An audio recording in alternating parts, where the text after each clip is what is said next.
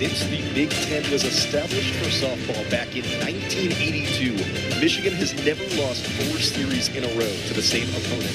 But that could all change today. The ballpark at Rosemont plays host to the second game of a 3-game set between Michigan and Northwestern. As we take you inside the broadcast booth, I'm Ethan Segall, joined alongside Noah Kaufman. Noah, Northwestern captured game 1 of this series on the back of the freshman pitcher Marina Mason, a shutout. Well, it's going to be certainly very difficult to replace, and Northwestern has been really lucky on the pitching side that they've had an ace for the better part of a half-decade, if not more, going from Danielle Williams to Ashley Miller, followed by Lauren Boyd. And with the way things are shaping up for this 2026 season, it doesn't look like Northwestern is going to have that true ace. It's going to have to be more of a combined effort from pitchers like Riley Grudzelanek, Signe Dose, Emma Blay, Renee Cunningham, who, frankly, last season were very inconsistent, up and down pitchers. So it's all about finding consistency. I don't think we're going to see any of those 4 names throw for 150 innings over the course of the season. Speaking of Kansas Robinson, she is one of the 3 must-know names for the Wildcats going into the year. The junior was named first-team All-Big Ten and second-team All-America as she led the Wildcats in batting average, OPS, doubles, home runs, RBI, and on-base percentage. 2025 could be the season where she stakes her claim as the best hitter in the Big Ten.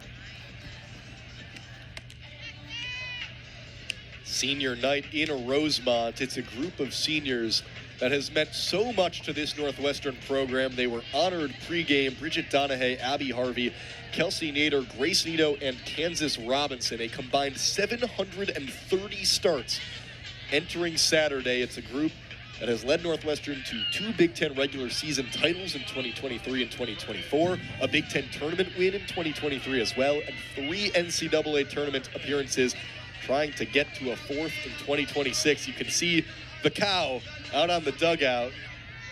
It wasn't here yesterday, Ethan. We know it got here today. We don't know how. No, how do you think it was shipped? How do you get the cow from Northwestern's facilities in Evanston to Rosemont? Is that, if you're driving behind that truck carrying the cow on the highway going to Rosemont, you're probably trying to leave a little bit of extra room. Yeah, I think you're worried about the cow for sure. I mean, I've touched that cow before. It's not, it's hollow, obviously. It's not filled all the way through. But it still wouldn't feel good if you got hit by the cow. I'll tell you that much. Probably a little better than being hit by a real cow, but not so much better. Avery Garden has a 1-1 count against Sydney Schwartz, who has been fantastic so far. Needed just 23 pitches to get through the first 2 innings, and it only takes another 3 to retire the first and the third. A quick dribbler right back to her to throw out Avery Garden for the first out. If you're a pitcher who doesn't have, absolutely top-of-the-line spin rate and velocity, and Schwartz has good stuff, but not top-of-the-line stuff, there's 2 things you want to do. At least one of these 2 things. You want to get players to take your strikes, and you want to get players to swing at your balls. And Schwartz has done both of those things. She's got Northwestern to swing out of the zone and take in the zone. That's a great pitch she hit from True Medina, and she's watching it because the Wildcat hitters are guessing up there. They just are not comfortable against the change of speeds, the change of spins that Schwartz has employed so far. Northwestern has won 10 straight Big Ten games in a row. Minnesota has lost 10 straight Big Ten games in a row, but both of those streaks are being threatened right now with the way Sydney Schwartz is operating in the circle. She looks completely locked in, just has not allowed virtually any hard contact. The 1-1 to Medina. Oof, that's a tough pitch to take. Medina rewarded. That looked close to me. Yeah, even Schwartz's misses have been right there. She's thrown back-to-back balls that were about maybe an inch off the plate, a half an inch off the plate. Wow. 7 outs recorded, only 9 balls through the first 8 hitters and a little bit of change.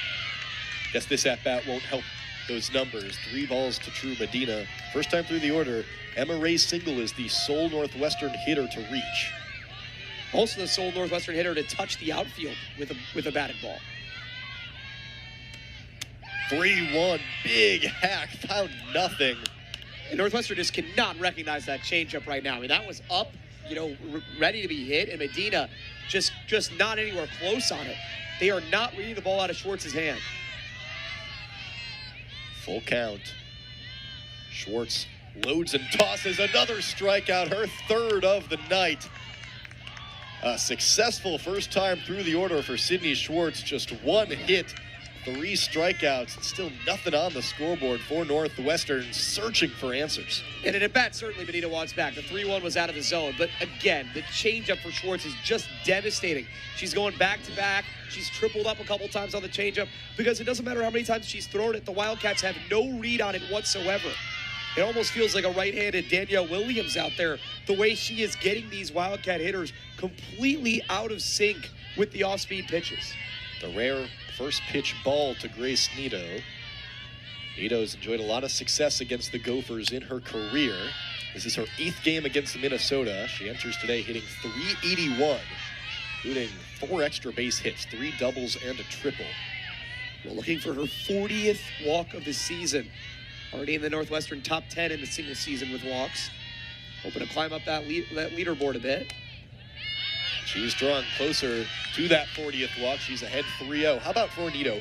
22 walks to 6 strikeouts in Big Ten play. She has elevated her game in conference action. And it's so difficult to be a high walk rate player while being a low strikeout rate player. It's what Grace Nito excels at. Is she has such a great eye that she doesn't take pitches in the zone, but she's really good at taking pitches out of the zone. So Nito reaches with a 4-pitch walk and is aboard with 2 outs. Her 23rd walk in 23 Big Ten games. Those 23 walks, more than any other player in conference action in the Big Ten. That includes the likes of Megan Grant, who walks a lot. Some players at Indiana and Oregon draw plenty of walks. Right, these are players. I mean, Megan Grant is a player who gets intentionally walked constantly. You know, same with Jordan Woolery, sees pitch rounds at high rates. They're great hitters in this conference, and not that Nito isn't a great hitter, but that get pitched around constantly. Nobody is pitching around Grace Nito with Kaylee Avasado behind her. All of those walks are 100% earned by her plate discipline. Nito's got 8 stolen bases as well on the year, always a threat, and here she goes, right on cue. Throw is a little short, so Nito moves into scoring position. Her 9th stolen bag of the year. That ties for the team lead. One of the huge differences between these two teams, Minnesota has the biggest negative disparity in stolen bases for and against in the conference. It just hasn't been a strong suit for Johnson behind the plate. You can see that throw just not where it needed to be. Minnesota has only stolen 9 bases on the season, and they've allowed now 55. That 9 is the same amount as Grace Nito. It also ties for 300th in the nation out of 304. Meanwhile, Northwestern 4th in the Big Ten in stolen bases. That's the 55th of the year. Avasado behind 1-2. She struck out in her first appearance against Schwartz. Same result. Strike 3, swing and throw down to first, and that is the 300th career strikeout for Sydney Schwartz. She has made mincemeat of the Northwestern lineup through the first 3 innings, and her Gophers lead 3-0 as we roll to the 4th inning in Rosemont. Michaela Castor enters the game with the bases loaded and the tying run at the plate. Castor leads this Notre Dame team in innings pitched. She appeared in all 4 games a week ago. See, they're sporting that 4.32 ERA, looking to escape this jam in the bottom of the 7th. And why not go to the person on the mound who has given you the most wins this season? She's somebody who generates a lot of strikeouts, and it's heavily on the way she uses her off-speed pitch so often in counts. Avasado held off there on the first pitch of the at-bat for ball 1. Awaiting the 1-0, another pitch that was high. Good job by Eckert to rise and keep that one in front of her with the bases loaded. Castor has struggled a little bit with walks, leading the ACC with 52 walks. You can see Kansas Robinson just rearing for a chance to get up to the plate on deck. But first, Avasado takes another pitch, that time a strike, makes the count 2-1. And that's a quality take if you're Avasado. No reason being up in a hitter's advantage count 2-0 to have a ball in the outer half. That's not where she gets her best ball from. It's getting dark here at the J. You can see the glare off of that bright scoreboard. We are nearing 7 o'clock local time. Nearly a 3-hour contest in this one. Avasado, 2 singles already on the afternoon. Northwestern could use another base hit here. The 2-1 swung on, jammed toward the first base side. Cortez under it and making a huge play for the 2nd out of the inning. And now it all comes down to Kansas Robinson, Northwestern's final out. And Castor, her ability to come into this game against Avasado is at such a powerful back, go to the inner half, jam her on the pitch she likes to swing at the most. What a win this would be for Notre Dame, who would be 3 for 4 in their last 4 games. First, you have to get through Kansas Robinson. She lays off the first pitch in there for a strike. You see that Robinson with those 3 singles and a walk today, having a fantastic day at the plate, could officially break out of that slump with a huge hit here to draw that lead closer. Awaiting the 0-1 from Castor. Goes to the off speed, just out of the zone for ball 1. And what I love is you look at every single person up at the dugout for the Wildcats, they still believe. Anytime there is an extra strike on the board, this team feels they have the chance, especially with Robinson at the plate. The 1-1 to Robinson, a huge whiff. She was swinging for the fences on that one, and now Northwestern down to their final strike.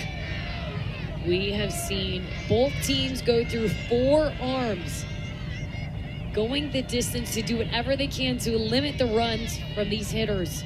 The windup from Castor to Robinson. Check swinging just outside. The at-bat stays alive, and so does the game. A lot of discipline by Robinson to hold off on that one. That is a hard take. On the outer half, her ability to decide so late, that's the type of strength that's only built in the weight room months leading up to that at-bat. The 2-2 pitch to Robinson. Swung on and sent deep out to right field. Going, it's a no-doubter! A grand slam for Kansas Robinson, and we are tied! What a turn of events in Evanston as Kansas Robinson stomps on home to complement a 4 for 4 day.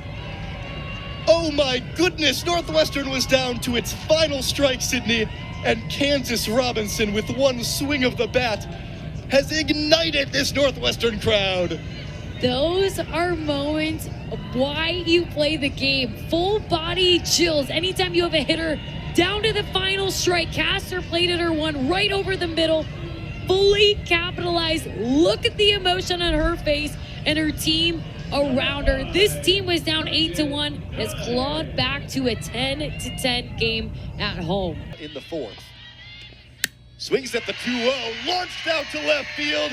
That's gone, no doubt about it. Emma Ray gets Northwestern on the board, and we've got a 1-run contest in Rosemont.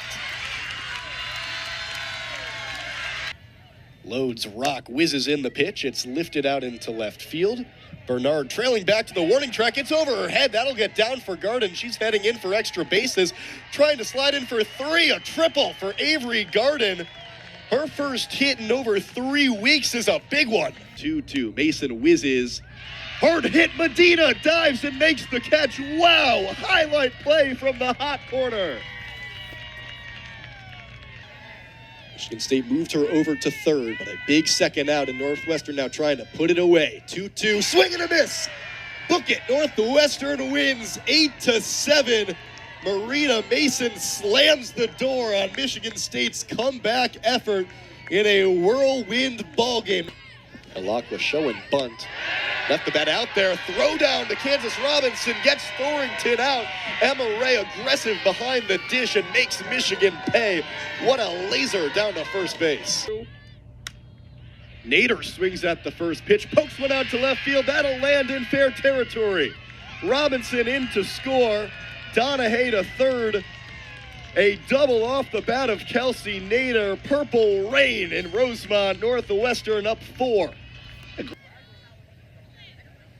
Waits the 2-2 pitch, slapped out into right field, charging it on it. What a play by Kelsey Nader. A diving catch, almost had the double play at first, but what a second out by Northwestern's Gold Glove caliber right fielder. Still just a home run away from the cycle. A double, a triple, and now back-to-back singles. 4 puts. First pitch swinging from Hain. She rips one out to the gap in left center field.